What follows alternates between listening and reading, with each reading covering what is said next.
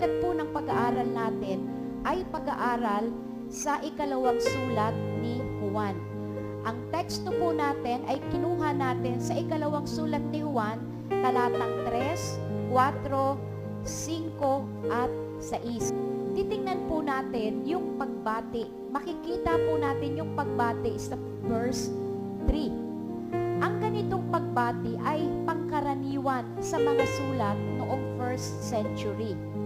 Kaya yung ikatlo at ikalawang sulat ni Juan, nung pagkatapos niyang magpakilala at sinulat kung para kanino yung sulat, binati niya na kung kanino para yung sulat. Hindi po extraordinary greetings. Ginamit niya po yung kalakaran ng kanilang kapanahunan.